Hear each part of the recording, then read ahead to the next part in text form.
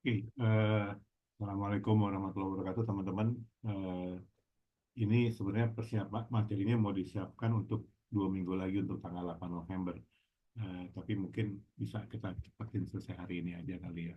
Oke, ini kembali lagi, Ustadz Ipang nanti mungkin tolong dikoreksi kalau salah dan tolong dibantu. Nanti ada beberapa ayat yang mau diminta dibacain, Ustadz Ipang. Dan materi ini sebenarnya adalah untuk mengingatkan saya sendiri karena saya juga masih banyak perlu belajar dan tanpa bermaksud untuk apa namanya mengkuliahi atau menasihati teman-teman. Terus kedua, materi ini bukan sesuatu yang baru, sudah ada materi sudah ada beratus tahun yang lalu gitu loh ya. Yuk kita mulai. Nah, kita kita saya ambil judulnya nih Our Journey perjalanan kita. Eh, Mungkin kita paling enak kalau ngobrol itu adalah pakai gambar. Nah, itu dia. Assalamualaikum. Nah, ini kurang lebih adalah perjalanan kita. Kita mulai dari lahir, kita besar, kita main sama teman-teman kita SMA, kita kuliah. Kuliah itu mungkin sesuatu yang kita nikmati sama-sama waktu-waktu bersama kita. Lalu setelah kuliah kita kerja, kita menikah, kita punya anak, kita sorry, kita kuliah, kita wisuda, kita nikah, punya anak, dan terakhir kita reuni kemarin. Bukan reuni, mungkin acara di kampus ya, foto yang di kanan ini. Ini perjalanan kita nih. Dan umumnya sebagian besar dari kita saat ini sudah sampai di paruh kedua umur kita, udah di atas 50. Kecuali Pak Farid ya. Farid baru berapa? 36 ya, Farid ya? Oke. Nah, apa yang bisa kita dapat dari ini gitu loh? Apa sih journey kita ini gitu loh? Nah, kalau kita kembali ke Al-Quran, itu ada ayatnya nih. Mungkin Ustadz Ipang boleh minta tolong dibacain Ustadz Al-Hajj 47. طيب بسم الله الرحمن الرحيم ويستعجلونك بالعذاب ولن يخلف الله وعده وإن يوما عند ربك كألف سنة مما تعدون. Oke. Nah, tadi perjalanan kita itu yang sebelumnya itu adalah perjalanan kurang lebih 50 tahun kita gitu loh ya. Rasanya 50 tahun itu lama ya. Lama, lama gitu dan kita mulai dari kecil dari SD dan sampai kuliah. Dan tadi agak kelupaan tuh tadi pagi kita ngobrol sama sama Tari bagaimana cycle of life itu kita sudah menjalani cycle of life kedua. Tari udah siap-siap mau dipanggil Oma Tari ya. Oke, dan kita anak-anak kita sebagian udah mulai wisuda Iya, amin. Alhamdulillah. eh, eh, bahkan Pak Dos sudah jadi opa sekarang, udah punya cucu gitu loh. Nah, itu Iya. perputaran apa cycle of life kita memulai lagi dari tahap awal tapi dalam posisi yang berbeda gitu loh.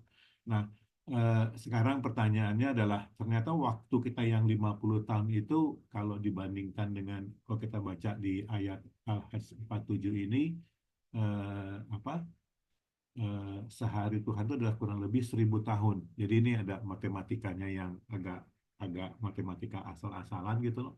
Jadi kalau satu hari di akhirat sama dengan 1.000 tahun di dunia gitu loh. Artinya kalau itu hitungan kasarnya, itu hitungan apa jumlah jamlehnya kurang lebih kesimpulannya adalah kalau kita rata-rata 63 tahun, jadi kalau dikali itu kurang lebih 1,5 jam akhirat gitu loh.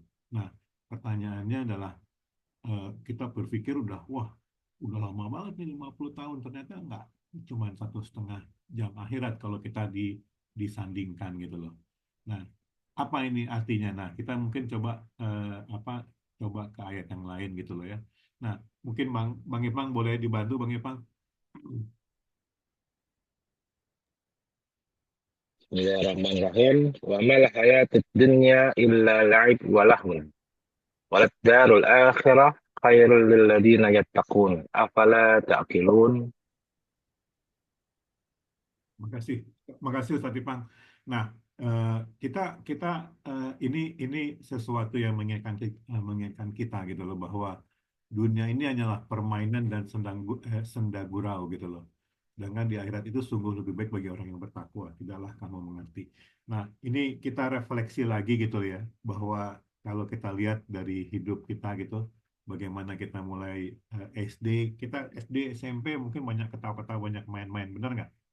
Rasanya kita SD, SMP itu nggak mikirin tuh besok mau makan apa, besok mau jadi apa, segala macam gitu loh.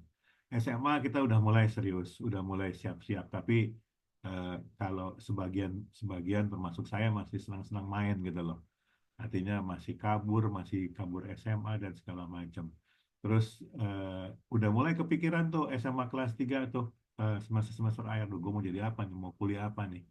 Terus alhamdulillah dengan izin Tuhan bisa keterima di kampus idaman walaupun nyasar kuliah, dan pada saat kuliah pun juga saya termasuk orang-orang yang lebih senang eh, apa istilahnya Ustaz Ipang beraktivitas di luar eh, ruangan kelas daripada di kelas. Dalam arti terjemahannya lebih senang main di luar daripada kuliah. Dengan sedikit perjuangan sementara teman-teman semester 1 semester 2 udah pada IP-nya bagus-bagus, sementara kita masih eh, cukup untuk makan. Ya, Rit ya. Oke. Nah, alhamdulillah dengan izin Tuhan akhirnya bisa selesai juga walaupun terseok-seok, dan di situ mulailah kehidupan yang serius. Kita cari kerja, kita apa segala macam dan mulai menata hidup. Dan pada saat itu luar biasa, kalau saya sih sangat serius sekali untuk menjalani kehidupan itu. Kenapa? Karena kita mulai menjalani buat persiapan kita buat nanti. Dan di situ benar-benar bahwa kerja itu kita seriusin banget, nggak main-main gitu loh. Dan kenapa? Karena kita tahu bahwa untuk kehidupan nanti kita tergantung daripada saat kita eh, dulu gitu loh. Dan perjalanan kita seperti itu. Sama juga tadi seperti nanti gitu, seperti kita nanti seperti kayak Desi sekarang lagi di Paris. Tentu pada saat perjalanan kita itu nanti pada saat perjalanan kita mesti mempersiapkan. Artinya gini, kayak Desi nih, sorry mungkin Desi lagi tidur ya. Pada saat mau jalan mau bisnis trip kemana, kita kan mesti siapin tuh yang namanya tiket, gimana hotel segala macam.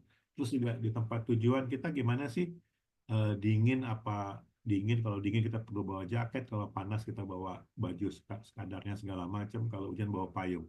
Sama seperti kita kalau berangkat dari rumah, entah kita mau kemana, entah kita mau ke apa eh, kayak tadi mau nganterin anak ke dokter kali, atau kita mau ke tempat dengan ketemu orang, kita tentu udah mempersiapkan diri kita. Artinya eh, berangkat jam berapa nih? Jam 7, oke. Jam 7 kita mau naik apa? Naik motor, naik mobil, naik LRT, apa segala macam. Kalau naik mobil tentu bensinnya kita siapin segala macam, mobilnya siap, bersih, dan kuat, dan bener dan senang biar kita nggak mogok di jalan. Kalau naik LRT kita lihat jam berapa nih LRT-nya, siapin kartu tolnya dan segala macam. Dan itu adalah persiapan kita.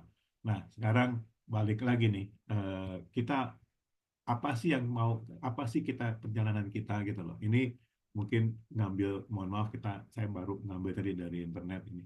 Ini adalah roadmap kita gitu loh.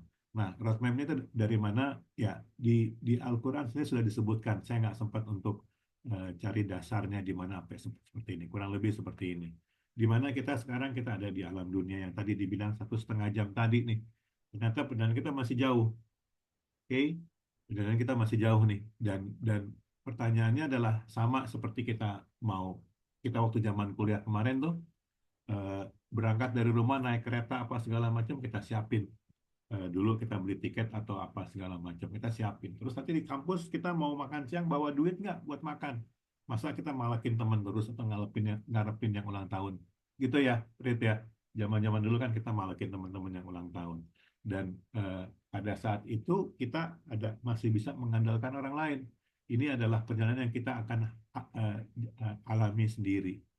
Nah, apakah kita mau menukar nih yang 1,5 jam tadi itu dengan perjalanan yang panjang tadi itu gitu loh.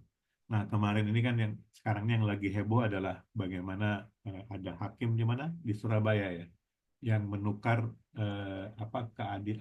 keputusannya dengan saya nggak tahu 10 miliar atau berapa gitu loh. Nah, eh, itu mungkin contoh contoh yang bisa kita ambil hikmahnya bahwa dia ingin menukar 1,5 jam tadi itu dengan hal-hal lain yang apa dengan yang senda gurau tadi itu dengan sesuatu yang lebih serius gitu loh. Dan alhamdulillah saya yakin bahwa kita sangat paham bahwa kita nggak perlu main-main dengan hal yang 1,5 jam ini, hanya ditukar dengan sesuatu yang murah, apa sesuatu yang murah. Nama seperti kita kayak beli handphone. Kita beli handphone, kita tahu nih, oh nilainya nih ada iPhone nih, iPhone berapa? Sekarang iPhone berapa? 16, 17, I don't know. Itu harganya berapa belas juta gitu loh. Kalau kita bisa beli barang bagus itu dengan harga yang murah, kenapa enggak? Atau yang lebih lebih lebih meruginya adalah kita beli barang yang murah itu, misalkan handphone kita pakai Xiaomi, handphone 1 juta umat. Kita ganti dengan harga 20 juta atau 30 juta, padahal harga cuma 1,5 atau 1,5 juta. Itu sesuatu yang merugi. Nah, sekarang pertanyaannya, apakah kita mau termasuk orang yang merugi atau enggak? Oke. Atau tadi kemarin ini kita dibukakan lagi diberikan contoh lagi yang mohon maaf kalau misalnya ada yang tersinggung, mohon maaf. Ada satu orang bapak yang demi karena sayangnya sama anaknya, dia mencederai amanah yang diberikan oleh rakyat kepada dia, sehingga apapun dilakukan termasuk mencederai amanah orang agar anaknya bisa punya kuasa. Ini mungkin satu contoh yang uh, ada di kita yang rasanya jangan sampai kejadian untuk kita gitu loh. Kita nggak mau menukar 1,5 jam tadi itu dengan sesuatu yang murah gitu loh. Sepertinya di 1,5 jam ini, wah hebat banget nih kita bisa dapat uang 10 miliar atau berapa segala. Tapi kalau kita lihat-lihat, apa sih artinya gitu loh. Eh, apakah kita mau mengorbankan 1,5 jam tadi itu dengan sesuatu yang sangat murah? Saya kira itu mungkin sekedar sharingnya gitu loh. Nah mungkin biar biar enak nih, karena kan saya kan cuman apa cuman eh, nyontek sana sini gitu loh. Eh, saya sih mungkin kalau boleh Ustadz Ipang boleh sedikit ngasih tambahan atau sanggahan. Saya senang sekali kalau Ustadz Ipang bisa ngasih masukan. Silakan Ustadz. Nah, ini sebenarnya ya Assalamualaikum warahmatullahi wabarakatuh. Jadi apa yang disampaikan oleh Bang Viko itu suatu hal yang sangat basic, yang sangat mendasar. Di mana kita, ya kalau kita lebih to seven habit adalah start from the end result. Ya artinya kita tahu end kita apa sih gitu. Ya end kita ternyata cuma 1,5 jam di dunia. Oke. Kalau kita baca surat itu di end of yang biasa itu kan orang ya. Lalu akhiratu khairul minal ula. Bahwa sesungguhnya akhirat yang di belakang hari kemudian itu khairul minal ula. Jauh lebih baik daripada yang di permulaan yaitu hidup dunia ini. Gitu. Jadi ya memang apa yang akan kita peroleh di akhirat itu walaupun sangat tergantung dari 1,5 jam kita di dunia ini ya. Ya perumpamaannya kayak dalam satu hadis ya. Sebenarnya perumpamaan dunia seisinya itu ibarat kita mencelupkan air kita ke lautan, mencelupkan tangan kita ke lautan. Itu air yang menetes dari ujung jari kita, satu tetes air itu lagi dunia. Sedangkan sisa airnya yang ada di laut, di danau, di sungai, segala macam, itu adalah akhirat kelak. Jadi perbandingan dunia dan akhirat tuh ya gimana ya? Sepele lah. Bahkan Rasulullah SAW dulu mengibaratkan dalam satu hadisnya, pada saat Rasul jalan dengan para sahabat, di berjalan-jalan tuh di dekat kuburan ya dia. Beliau melihat bangkai, gitu ya. Terus beliau menanyakan kepada para sahabat, siapa yang mau ini bangkai ini? Gitu. Sahabat bilang, siapa untuk apa ya Rasulullah, bangkai itu nggak kepake ya kan, itu udah najis lah segala macam. Nah itulah duniawi. Tapi kalian ributkan itu dunia itu. Ya. Jadi memang apa yang saya Bang Viko itu sangat relevan buat kita, apalagi kita yang udah. Kalau hitung-hitung 1,5 jam hidup itu berarti kita sudah lewat 1 jam ya Bang Viko ya. Soalnya mungkin Bang Farid itu masih sukses penting ya. Tapi experience saya hampir 30 tahun gitu loh. Dia sebelum kita 30 tahun ya, Rit, ya. Iya. Ya, jadi artinya bahwa ya kita harus paham ending kita kemana sih gitu loh. Ya, gitu. Ya, soal masalah dalam 1,5 jam itu ada yang naik mobil Mercy, ada yang naik motor Beat, ada yang cuma pakai kendaraan umum. Ya itu cuma 1,5 jam, dan itu rezeki itu diatur sama Allah. Ya, kebanyakan dari kita sangat mengkhawatirkan terhadap rezeki yang 1,5 jam ini, gitu. Ya, rezeki yang 1,5 jam padahal buat apa yang perlu kita khawatirkan? Itu janji Allah kok. Allah akan mencukupi rezeki kita. Coba lihat data Gitu. pengangguran Indonesia itu yang paling gede di antara negara ASEAN lain. Coba lihat data layoff selama Ini ada suara ya. Ada bocor dikit. Jadi ada yang bocor. Jadi intinya ya Di-mute memang aja itu ime tadi. Ya udah oh di iya ya. udah di mute udah. Oke. Jadi intinya ya memang kehidupan duniawi ya ini, tapi dunia juga kita jangan mensepelekan ya gitu. Kan dalam surat saya lepas waktu atas surat Al-Isra ya. Wabtagi fima atakallah darul akhirah wala tansa nasibaka minad dunya. Ya. Maka bersiap-siaplah kamu wabtagi fima atakallah darul akhirah. Bersiap-siaplah kamu terhadap hari akhirat yang akan kamu jumpai nanti. Ya. Wala tansa nasibaka minad dunya. Tapi jangan lupa nasib kamu di dunia ini. Ya. Jadi ibaratnya gini loh, kita mempersiapkan akhirat kita, ya. Tapi jangan lupa kan dunianya. Artinya dunia itu hanya sekedar, jangan lupa loh, gitu loh. Misalnya nih, Viko, misalnya mau berangkat ke Depok, misalnya ke kampus ya. Ya udah, Viko udah siapkan kendaraan, semuanya, entah pakai motor atau pakai mobil, ya baju, bahan-bahan materi, bahan kuliah segala macam. Ya ibunya Viko bilang, jangan lupa lu makan siang. Itu doang. That's it dunia, ya kan ya. Jadi jangan lupa nasib dengan dunia gitu loh. Ya artinya ya dalam 24 jam kehidupan kita ya tujuannya emang ibadah akhirat ya. Di dalam situ adalah kita jangan lupakan duniawi kita. Karena duniawi itu gimana pun juga berkas pelanggan menuju akhirat. Ya, kalau dunia ini kita nggak boleh, ya nggak mana. Ya dalam saja kita bersama. Setelah ini kita bersabar bagaimana kita bisa hidup di dunia ini dengan baik sesuai dengan tuntunan yang bisa ditetapkan oleh Allah dalam Al-Quran, dalam hadis. Kita bersabar dalam 1,5 jam ini ya, supaya apa ya? Supaya kita memperoleh kebahagiaan di akhirat kelak yang abadi. Itu kalau misalnya ini kan saya Bang Peter bilang 1,5 jam dibandingkan dengan 1.000 hari. 1.000 hari ya dia. Padahal nggak 1.000 hari. 1.000 hari itu satu hari akhirat. Berarti akhirat abadi. Ya. Unlimited. Gitu. Nggak bisa dihitung berapa Koreksi lama. Ustaz, 1,5 jam dibanding dengan 1.000 tahun, Ustaz. Dengan 1.000 tahun ya nggak semua. 1.000 tahun itu kan satu hari ini akhirat. Gitu, Oh ya. iya, Ya. siap. Cuma satu hari. Ya kan ya. Lalu di akhirat kita nggak tahu berapa hari kan gitu. Abadi di akhirat itu. Ya kan ya. Jadi ya sih makanya perumpamannya sangat cocok kayak tadi bahwa hidup di dunia ini ibarat cuma setetes air aja dari ujung jari kita. Kalau saya teman-teman nanti mandi, telepang jari kita ke kolam, ya, ke wajah, ya, itu satu tetes itulah kehidupan dunia ya, yang kita perebutkan bersama-sama. Ya, that's it. Ya, that's it.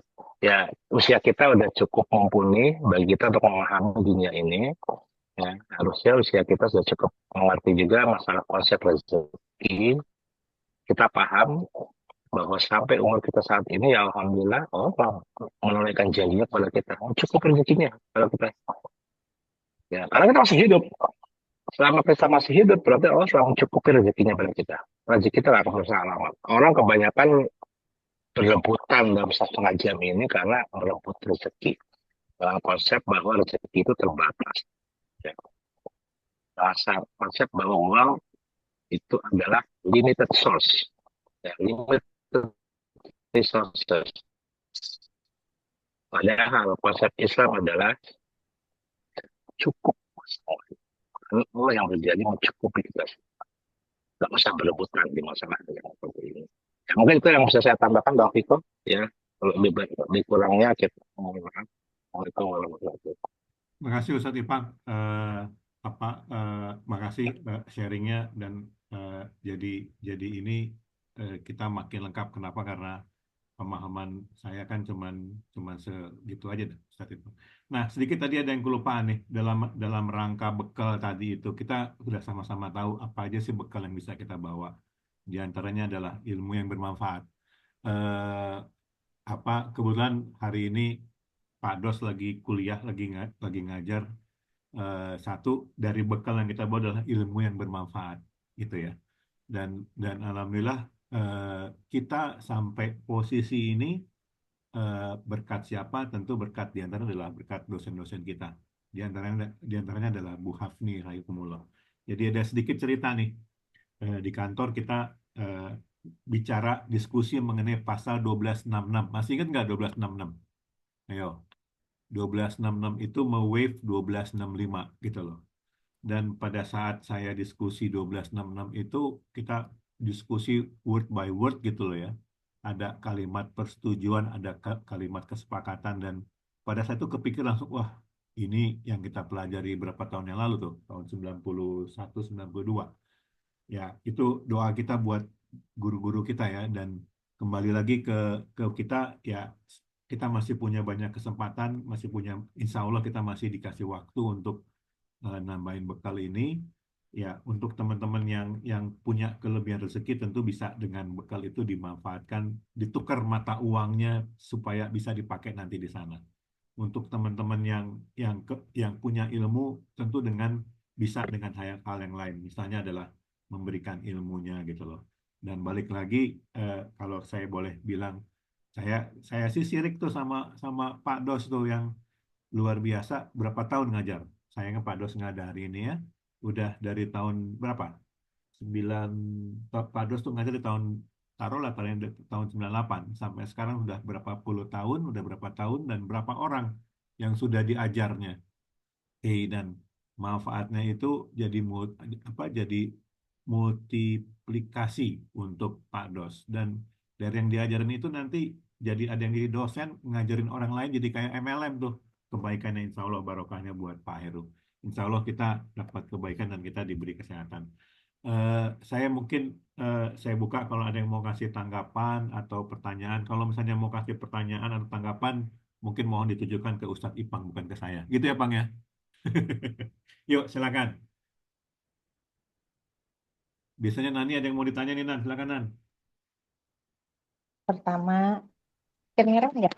Kedengeran, Nan? Mohon maaf, saya lagi di kantor suami, lagi tugas dia Siap. hari Sabtu.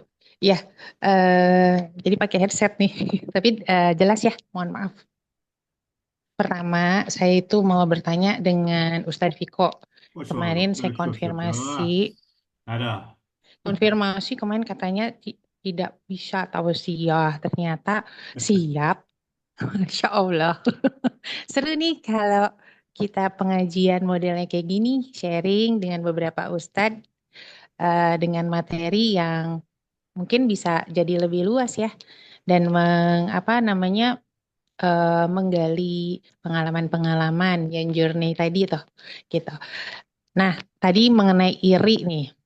Iri atau syirik, kalau syirik mungkin bisa beberapa konotasi ya Pak Ustadz Irfan. Syirik itu bisa syirik dalam artian kita menyekutukan Allah itu syirik juga ya. Tapi yang diartikan sama saya dimaksud kali ini adalah iri dalam arti kita menginginkan seperti orang lain. Nah, selain mungkin iri itu negatif, tapi ada positifnya kalau mungkin kita iri dengan seperti tadi, iri dengan pados yang ilmunya sudah tinggi ya, gitu. Iri dengan orang-orang yang bisa beribadah dengan khusyuk, iri dengan orang-orang yang bisa beramal soleh, berjariah ya. Itu mungkin itu iri dalam konteks yang positif, betul ya, Pak Ustadz Irfan ya. Terus yang dan juga ke Ustadz Viko juga nih saya bertanya. Terus yang kedua, yang kedua tuh saya kemarin lihat ada berita di Sulawesi Tenggara, itu yang di Kowena ya, Kepulauan, seorang guru yang dituntut sampai di penjara gara-gara dia mendidik salah satu anak dari anggota kepolisian. eh Katanya dia memukul gitu. Ternyata kan tidak dibuktikan kenapa gitu sampai semua kasusnya belum diusut tuntas, tapi sudah dijatuhi hukuman di penjara, maksudnya sudah dikasih namanya apa ya, ya sudah dikasih hukumannya gitu. Padahal belum diselidiki dengan benar gitu loh. Di sini kita mungkin mau ngambil pelajaran adalah jabatan, mungkin apapun yang saat ini kita sedang eh, apa namanya sedang kita emban gitu ya, itu juga amanah. Apakah bisa kita memegang amanah ini untuk hal-hal yang baik, bukan malah seperti saya berkuasa bisa melakukan apa saja, berwenang untuk bahkan menzolimin orang lain gitu loh. Nah, di sini mungkin mohon eh, penjelasan atau mungkin uraian lebih lanjut dari Pak Ustadz Viko dan Pak Ustadz Irfan. Terima kasih.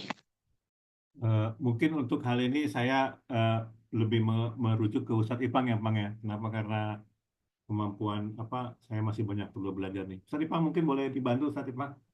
Saya mungkin mengambil Baik. posisi sebagai MC nih Ustadz Ipang.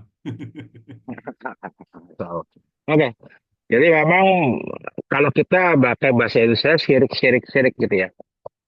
Padahal kata yang tepat dalam bahasa Arab mengenai iri itu hasad. Satu dengki, iri dengki itu hasad. Ya.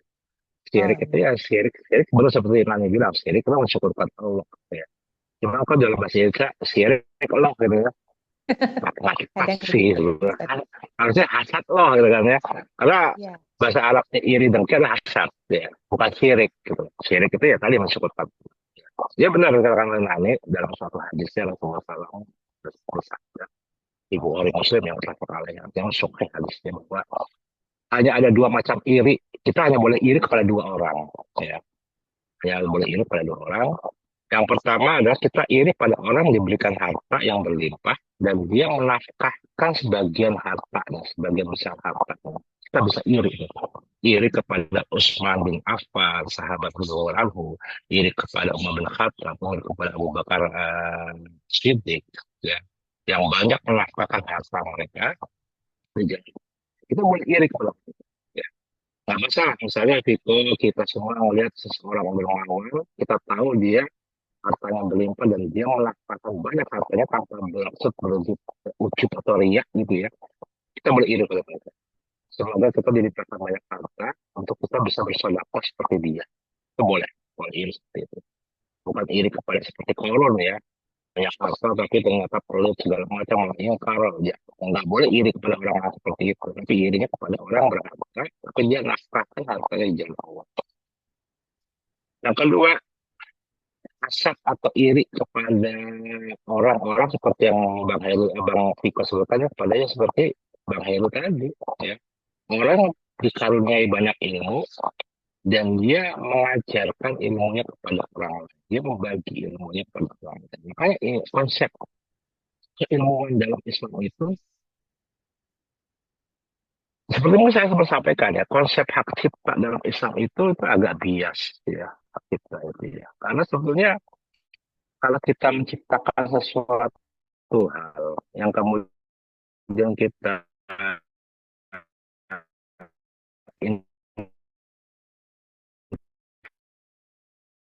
infakkan di jalan Allah, itu pahalanya kalau besar daripada sekadar hak kita orang. Ghazali, Bukhari, kitab Sahih Muslim. Kalau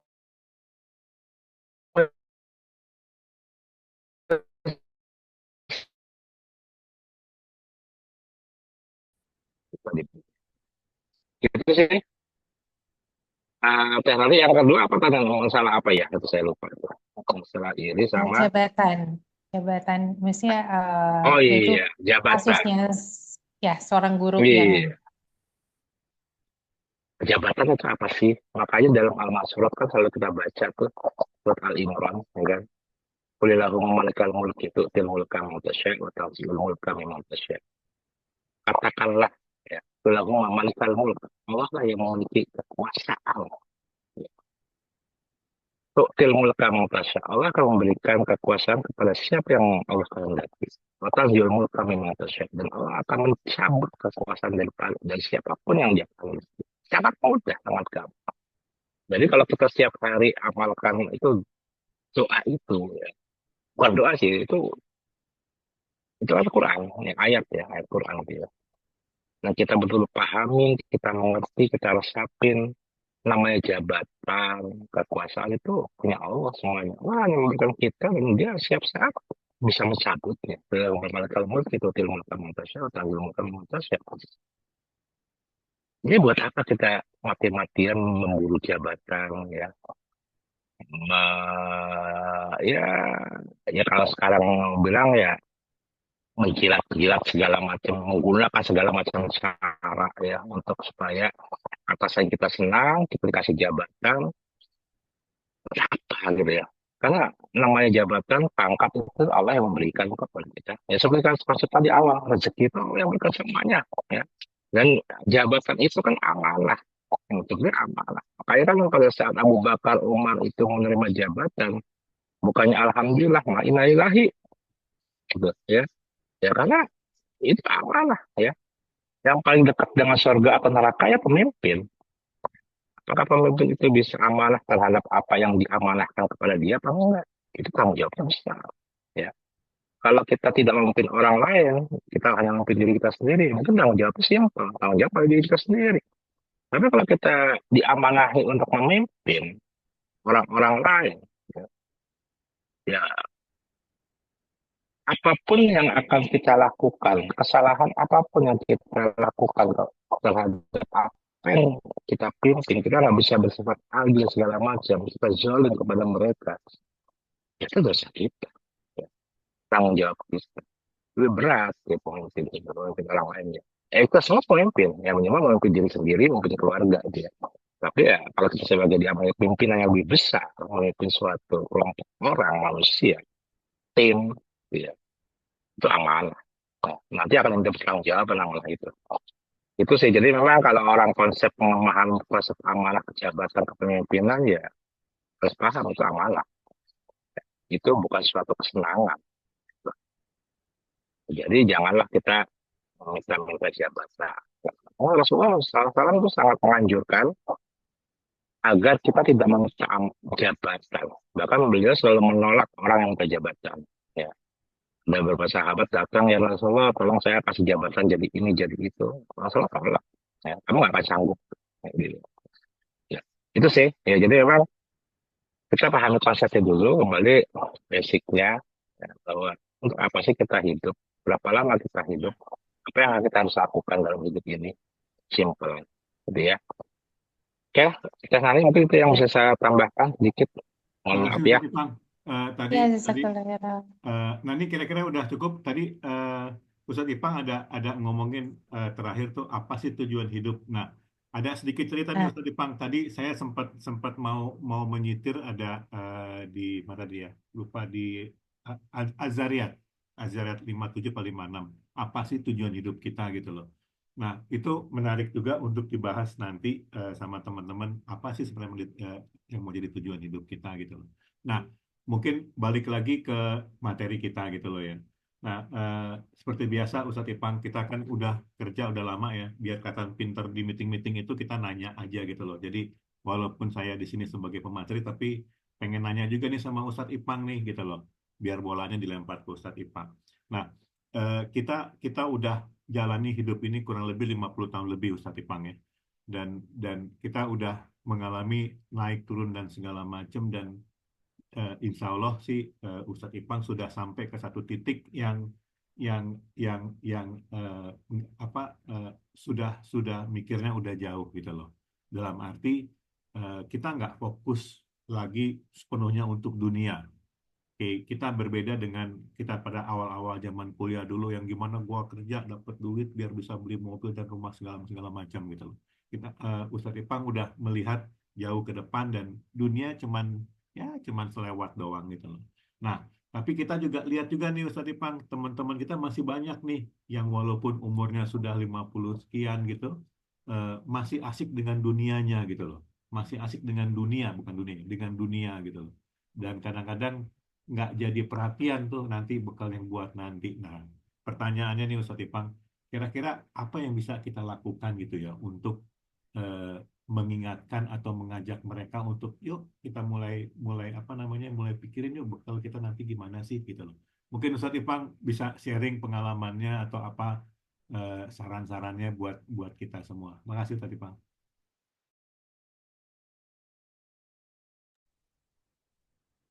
Pertanyaan yang sulit ya, mengajak orang dakwah nasihat. Ya.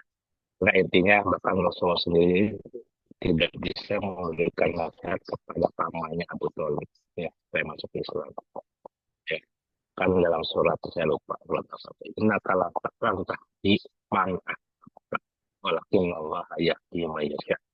Innaka sesungguhnya engkau yang Muhammad lan tahdi lan itu artinya adalah sekali sekali tidak akan dapat ya itu penegasan superlatif lah penegasan banget ya sekali sekali engkau tidak akan dapat tahdi memberikan hidayah man ahbab pada orang-orang yang engkau cintai walakin Allah yahdi mayasya sesungguhnya tapi Allah memberikan hidayah kepada yang Allah kehendaki ya gitu di dalam ayat yang lainnya disebutkan bahwa Mayuridillahu khairan yashrah sadrahu lil Islam. Barang siapa Allah menghendaki orang itu untuk berbuat baik, untuk lebih baik ya. Yashrah sadrahu lil Islam. Maka Allah akan membuka pintu hatinya, pintu dadanya lebar-lebar untuk bisa menerima Islam. Ya kembali konsepnya awalnya itu. Konsep awalnya bahwa yang namanya hidayah petunjuk, kesadaran itu mutlak milik Allah. Ya, gitu. Ya. Kita hanya bisa berusaha. Nah, sekarang kuncinya adalah bagaimana cara berusaha? Ya, ya kalau kita apa ya minggu lalu ya, yang minggu lalu siapa yang minggu lalu saya yang ngasih ini ya, ngasih ngisi ya. Minggu sebelumnya yang kisah Nabi Yunus itu, yang kayak Nabi Yunus nggak, Nabi Yunus nggak sabar, Iya. gitu ya. Nabi Minggu Yunus dua nggak minggu lalu. sabar, ya minggu lalu ya. Dua Nabi minggu Yunus lalu. nggak sabar Iya. mendakwahi kaumnya sehingga Nabi Yunus itu membara ya tapi akhirnya sama Allah dihukum masuk ke apa ke ikan paus lah gitu ya bahkan itu seorang nabi pun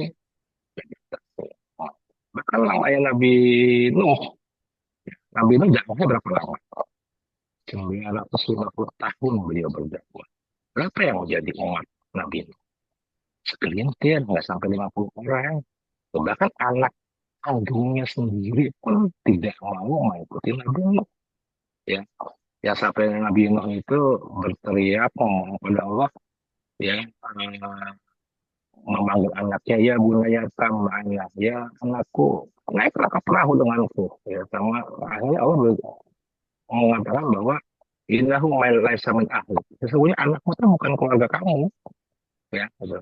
Bukan bagian dari keluarga bukan dari keluarganya orang yang beriman kita kembali konsep dakwah seperti itu supaya kita nggak patah arang ya nggak patah arang bahwa yang namanya hidayah itu memang mutlak dari kita. Tapi kita sebagai manusia, sebagai teman, kewajiban kita sebagai muslim adalah memberikan nasihat. Ya, akal muslim alal muslim situ. Hak seorang muslim kepada muslim lainnya. Saya punya hak kepada situ, ya misalkan ya. Itu adalah saya ngasih nasihat apabila dia minta nasihat. Gitu. Ya. Jadi kewajiban kita sebagai orang muslim adalah memberikan nasihat. Ya. Nah, tinggal caranya pemberian nasihat seperti apa. Ya. Sangat baik, memang sangat baik. Nasihat yang paling baik buat kita semua, bukan Rasulullah SAW bersabda dalam hadis ya. Wakafa bil mauti wa'izo. Sesungguhnya cukuplah kematian itu sebagai nasihat.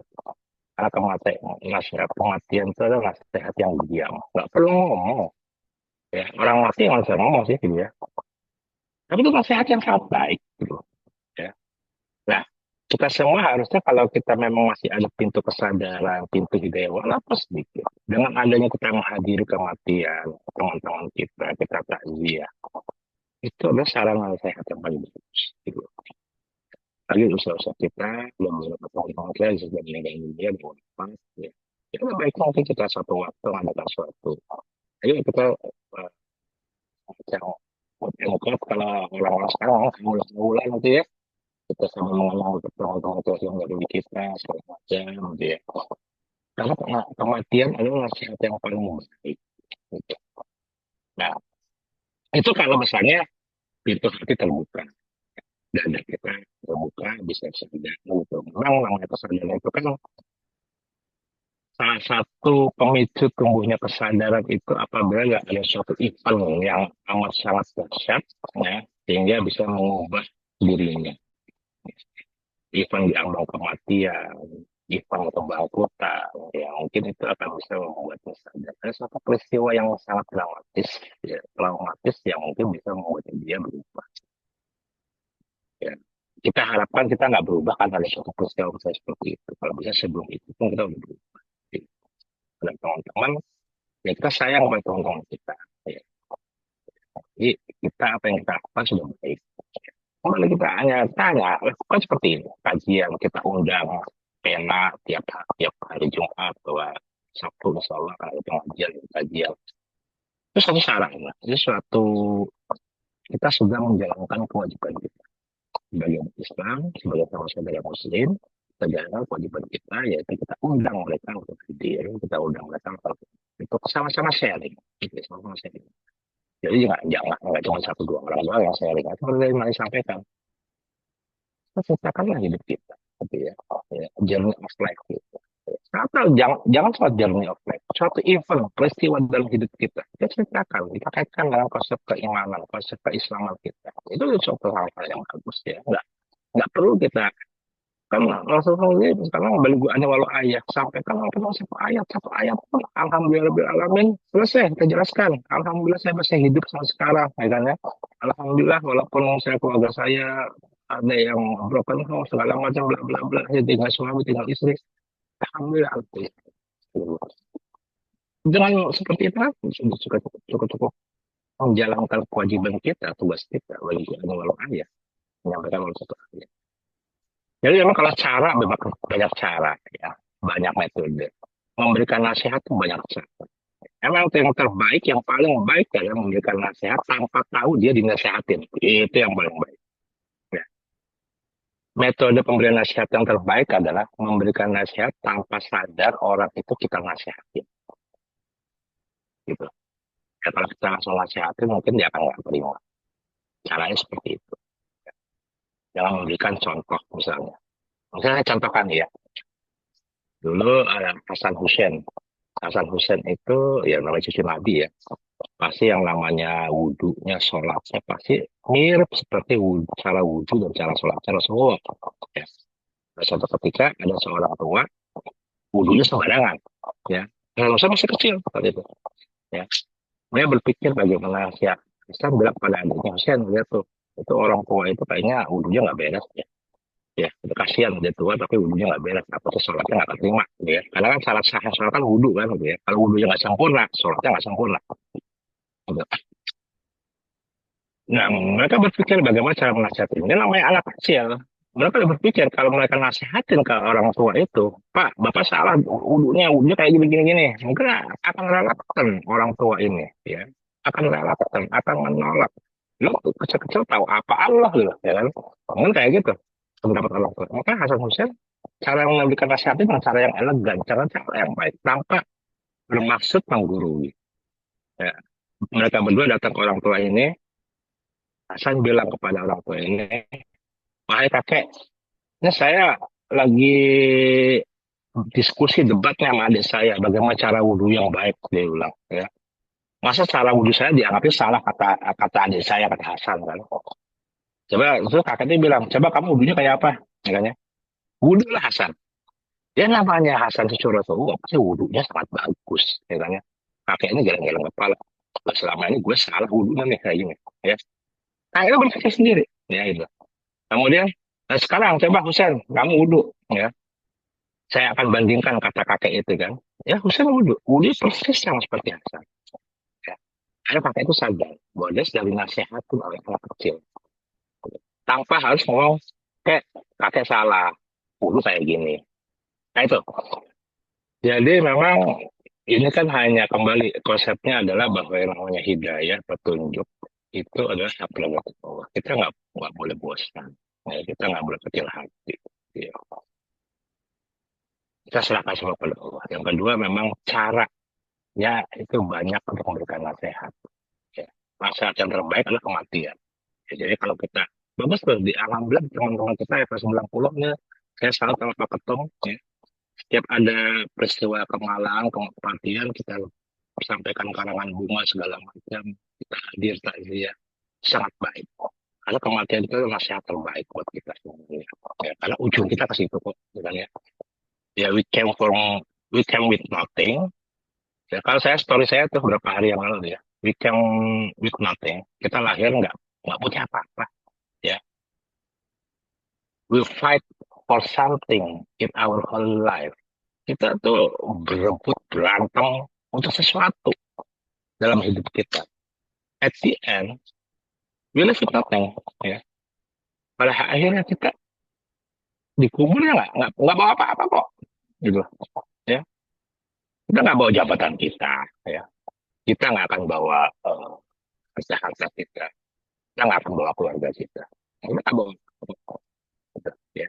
Ya kematian itu nasihat yang paling baik. Yang ketiga tadi adalah metode pemberian nasihat. Nah ini tinggal teman-teman yang bisa explore tahunnya bagaimana memberikan nasihat gitu. Ya. Karena pemberian nasihat terbaik adalah memberikan nasihat tanpa harus tahu orang itu kita nasihatin. Itu sih Bang Viko, kalau saya sih. Kalau caranya, metodenya, saya serahkan. Siap, Ustaz Ipang. Mungkin untuk terakhir ada tanggapan atau pertanyaan dari teman-teman? Kalau misalnya nggak Saya ada, boleh mungkin sedikit Ustaz. nambahin. Oh, Nani ada. Sampaikan, silakan Nani. Ya, sedikit. Menurut Ustaz Irfan, ya, tadi kan baik-baiknya nasihat itu kematian. Rumah dinas saya kan depannya TPU Pondok Rangon tuh. Jadi setiap hari saya tuh diingetin. Makanya makin ke sini saya juga mikir, iya ya, bisa 5, 6 gitu loh jenazah yang dikuburkan di depan rumah dinas saya itu gitu kan. Itu jadi itulah hikmahnya gitu loh. Kan ada orang, aduh tinggal dekat kuburan ya gitu. Awalnya saya juga, aduh gimana nih tinggal dengan suami di depan rumah dinas. Yang depannya TPU, di situ ada juga makam yang 9998 itu kan. Tapi alhamdulillah sih aman-aman aja. Justru ada punya tetangga yang diem kayak gitu kan tidak ada masalah gitu kan. Karena semuanya adem, ayem kan. Gak ada gosip. Itu ya sedikit candaan aja. Terus yang kedua adalah dengan pena ini mungkin Ustaz Viko. Walaupun yang hadir kadang cuma 10, kadang 13, kadang juga 35, kadang kita tetap aja harus tetap semangat. Nah, jangan sampai pena ini padam gitu. Masya Allah juga Desi yang mungkin di sana masih malam ya, masih subuh, belum subuh. Kita akhirnya punten tadi saya bangunin juga. Karena saya pikir satu kali saja pena ini mungkin kita lewatkan sayang sekali gitu. Ini sarana kita berdakwah sesama, bukan berdakwah karena kita punya ilmu ya, tapi kita saling mengingatkan. Dan yang paling kalau saya pribadi, saya tidak bisa mencontohkan atau menasehati, tapi yang kalau saya menjalankannya adalah selalu memperbaiki silaturahim itu. Mau itu dengan siapapun ya, tidak melihat agama, tidak melihat latar belakang. Dengan itu kita bisa menarik aura positif buat teman-teman yang akhirnya mereka akan mau bergabung. Tapi tidak dengan dipaksa, mereka akan tulus sendiri untuk misalkan mengikuti pena ini atau mungkin berbuat hal-hal kebaikan. Itu sih mungkin Ustadz Viko, Ustadz Irfan yang mungkin bisa sedikit saya tambahkan. Terima kasih. Makasih Nani udah memfitnah gue jadi ustadz. Oke, Fitnah satu yang baik. juga mungkin ya, mungkin waktu ada sebagian teman-teman kita yang mungkin nggak gitu fleksibel, waktunya pagi ini nggak bisa. Insya Allah Iya kita betul. kita kita biasakan, kita rekam, lalu kita taruh di YouTube. Jadi eh, jangkauannya lebih lebih banyak lagi, sehingga ini juga buat Ya, dakwah kita gitu loh ya, dan jadi barokah buat kita semua. Mungkin amin. Ustaz, Ipang bisa ditutup dengan doa penutup. Ya, Silakan Ustaz Ipang. Oke, rekan-rekan semuanya, alhamdulillah kita sudah tiba di penghujung acara kita. Supaya barokah kajian kita dan juga buat kita semua bagi diri kita sendiri. Kita dengan baca istighfar atau kita أعوذ بالله من الشيطان الرجيم بسم الله الرحمن الرحيم الحمد لله رب العالمين وما ينبغي لرجال وللطاعة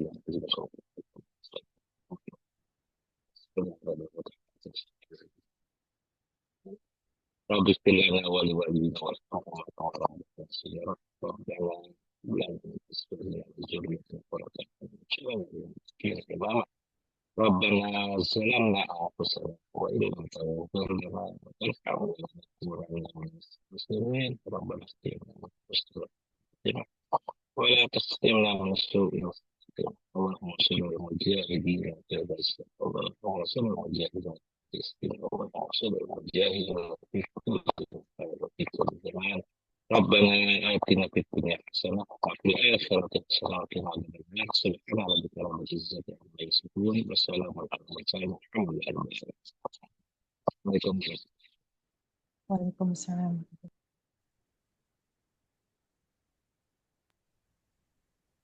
Ya, Kang Piko, monggo.